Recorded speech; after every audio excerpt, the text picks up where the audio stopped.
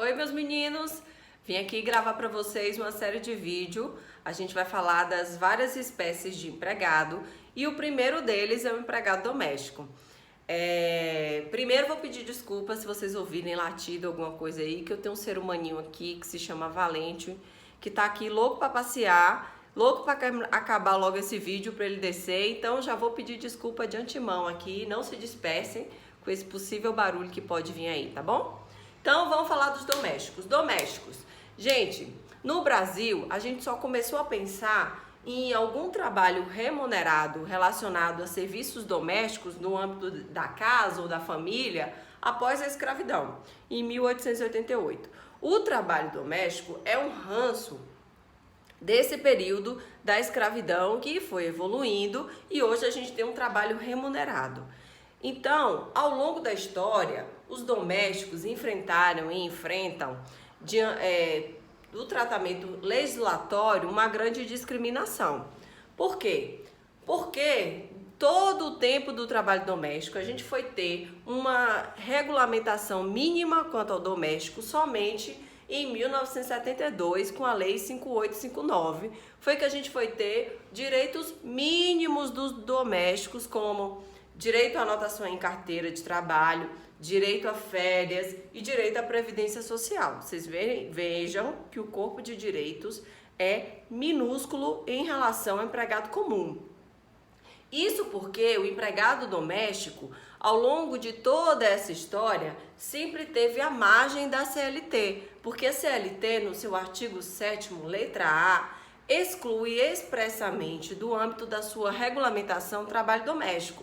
Então, todos os direitos do empregado comum que estavam lá na CLT não se aplicam ou não se aplicavam ao empregado doméstico, porque ele teve sempre a parte dessa regulamentação.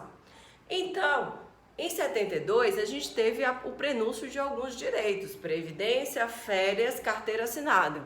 Mas, em 88, a gente conseguiu evoluir a legislação e trouxemos, com exceção do parágrafo único do artigo 7º, alguns direitos que o empregado comum tinha e que foram alcançados ao doméstico, por exemplo, a garantia de receber um salário mínimo.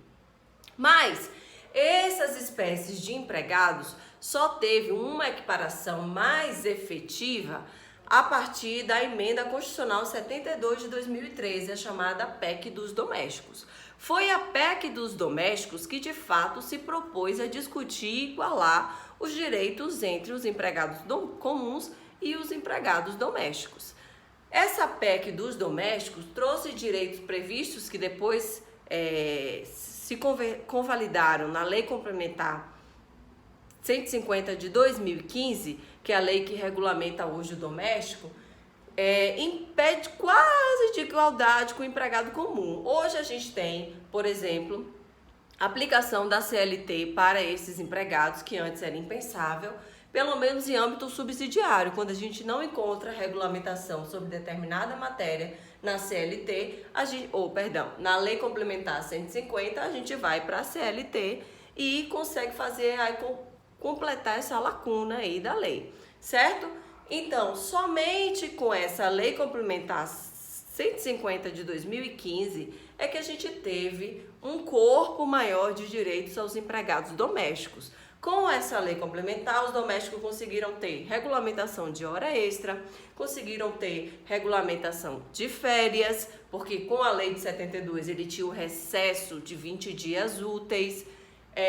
E a primeira coisa que andou muito bem a lei complementar foi proibir, sob qualquer forma, o trabalho doméstico aos menores de 18 anos. É o primeiro artigo lá, prenuncia logo no início da lei, é o que a gente vê, o trabalho doméstico aos menores de 18 anos é completamente ilícito, totalmente vedado. E com isso andou muito bem o legislador, porque o trabalho doméstico infantil está na lista dos piores trabalhos do mundo, certo? Então, essa lei veio para moralizar os empregados domésticos, mas a gente ainda não tem uma equiparação de direitos entre o empregado comum e o empregado doméstico. O empregado doméstico ainda não tem o corpo de direitos, o rol de direitos que o empregado comum tem. Por exemplo, o empregado doméstico não tem direito ao adicional de insalubridade, mesmo que ele trabalhe em ambiente insalubre. Então, essa é uma conquista que a gente ainda vai galgar aí ao longo dos anos, certo? Mas, agora que a gente já viu uma prévia da história desses empregados, agora que a gente viu como é que andou o direito desses empregados à legislação, a pergunta é: quem pode ser empregado doméstico? Quem eu posso catalogar juridicamente falando como empregado doméstico?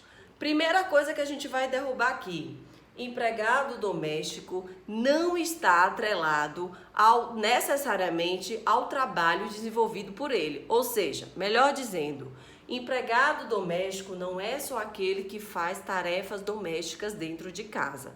A atividade de tarefas domésticas não está centrado no âmbito do empregado doméstico. Eu posso ser empregado comum, regulado pela CLT, e fazer tarefas domésticas, faxina, serviços gerais. Então, a primeira coisa que a gente vai desvincular é o empregado doméstico não se relaciona apenas a tarefas que a gente chama de domésticas, limpar, lavar, cozinhar, não, certo? Vamos ver primeiro quem é esse empregado bem direitinho. Vamos lá, o que diz a Lei Complementar 150? No artigo 1º da Lei Complementar, ele diz assim: empregado doméstico, assim considerado aquele que presta serviços de forma contínua, subordinada, onerosa, pessoal e de finalidade não lucrativa à pessoa ou à família no âmbito residencial destas, por mais de 2 dias por semana. Aí a gente enuncia, o artigo 1º enuncia os elementos que caracterizam esse empregado especial, que é chamado empregado doméstico. Não vamos esquecer que para ser empregado, a pessoa tem que cumprir os 5 elementos da relação de emprego. Tem que ter pessoalidade, subordinação, onerosidade, não eventualidade, que no caso do doméstico a gente trata como continuidade, a gente vai ver as diferenças no tópico específico, e tem que ser pessoa física. Então, o que varia do empregado comum para o empregado especial como doméstico? Um ou outro elemento que tem uma característica de especificidade, ou um dos elementos tem uma digressão diferente que faz com que ele saia do empregado comum e tenha uma nomenclatura especial como doméstico, ou até regulado por uma lei especial, porque o doméstico é regulado pela Lei Complementar 150 de 2015. A aplicação da CLT é apenas subsidiária e não principal. Certo? Vamos lá. Primeira coisa para ser doméstico. Primeiro requisito. A frequência, a assiduidade, ela tem que ser contínua. Não basta a não eventualidade exigida lá pela CLT para o empregado comum. Ou seja, a CLT exige para o empregado comum que haja uma habitualidade, uma frequência, mas ela não limita a quantidade de dias ou de horas que esse empregado precisa trabalhar para ser considerado empregado. Aqui a gente tem esse requisito completamente mitigado. Só se fala em empregado doméstico aquele empregado que trabalha por mais de 2 dias na semana. Esse requisito temporal, ele é específico do doméstico. Eu só chamo alguém de doméstico quando ela trabalha, quando ela ou ele, tanto pode ser homem como mulher, tá? A lei não faz distinção e não poderia fazer. Quando essa pessoa trabalha pelo menos 3 dias por semana. Trabalhou 2 dias por semana, eu não tenho um empregado doméstico, eu tenho uma diarista, que é uma funcionária autônoma, que também não está regulada pela CLT, não tem os requisitos para ser empregado, certo? Então, para ser doméstico, o primeiro requisito é o da continuidade. Notem que a CLT exige não eventualidade, a CLT exige uma habitualidade, a CLT é muito mais flexível para a caracterização do empregado comum do que do doméstico. Ao lado que a Lei Complementar 150 de 2015 exige o requisito da continuidade. A pessoa tem que trabalhar mais de 2 dias na semana, ou seja, pelo menos 3 dias na semana, tá? É um requisito temporal, um critério temporal que precisa ser cumprido antes de tudo. ok? Então, o primeiro elemento para ser doméstico, tem que ter continuidade, trabalhar mais de 2 dias na semana. Segundo elemento, o serviço tem que ser remunerado, tá? A gente viu aqui que é resquício da escravidão, até por isso que a lei fez questão de reforçar que o serviço tem que ser remunerado. A prestação de serviço voluntário não caracteriza como empregado doméstico, tá? Terceiro requisito, a prestação tem que ser pessoal, né? Isso aí também já é um requisito do empregado comum. A pessoalidade é só um reforço que a lei trouxe nos requisitos para caracterização do empregado.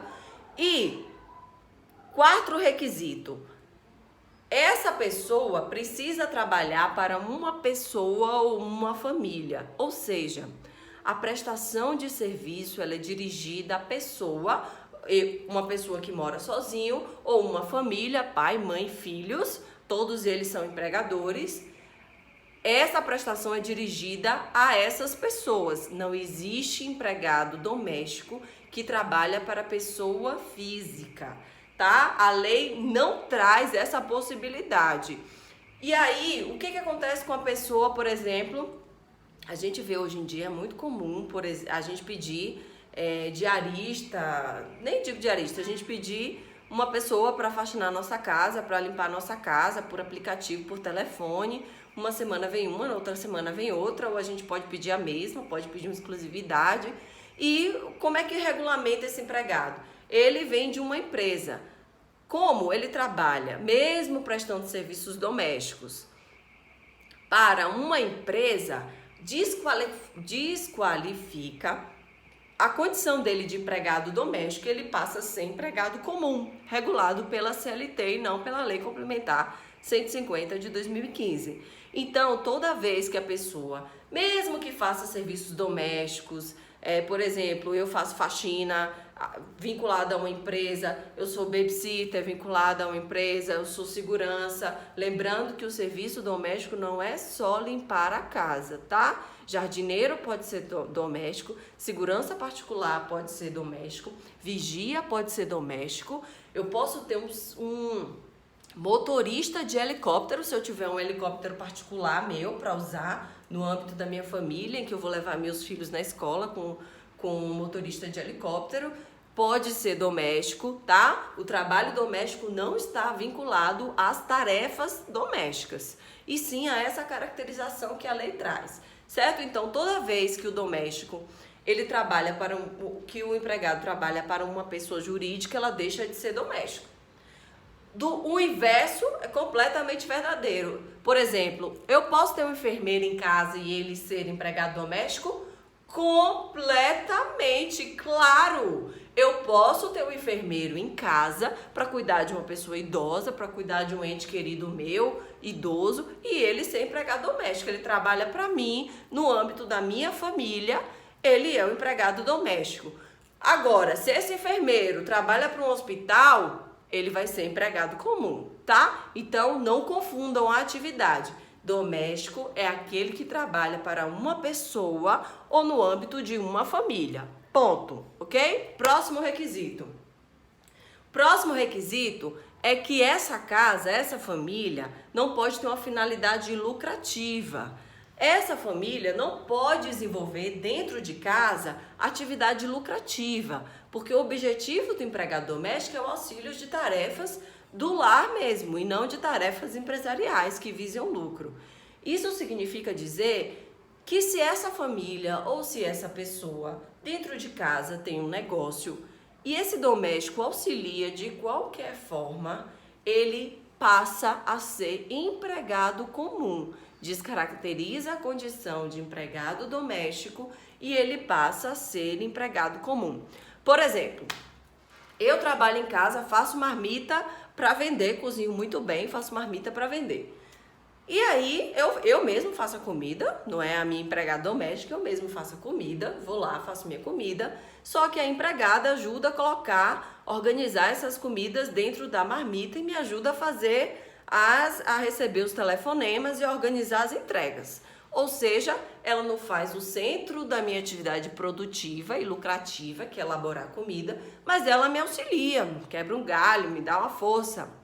O fato dela participar dessa minha atividade lucrativa, por si só, já enquadra ela como uma finalidade lucrativa e que a lei veda e tira ela da condição de doméstica e coloca na condição de empregada comum, tá? Regulada pela CLT. Lembrando que toda vez que eu desqualifico alguém como empregado doméstico, juridicamente falando, eu digo que ele não está regulado pela Lei 150 de 2015, ele está regulado pela CLT como empregado comum, certo? Então, toda vez que essa família tem uma atividade lucrativa, seja ela qual for, alugo quarto de pensão dentro de casa, vendo marmita, faço o serviço de salão e ela me ajuda, lava um cabelo dentro da minha casa, toda vez que esse empregado doméstico participa da atividade da família com finalidade lucrativa, desqualifica a condição dele de doméstico e ele passa a ser empregado comum. Então, o que a gente tem hoje para ser doméstico? Doméstico é aquele empregado, pessoa física, que trabalha para uma pessoa física ou uma família, sem atividade lucrativa. Essa pessoa física ou família dentro da sua casa não pode ter atividade lucrativa, ou se tiver um empregado doméstico não pode participar de forma contínua, ou seja, cumprindo o requisito temporal de mais de 2 dias na semana.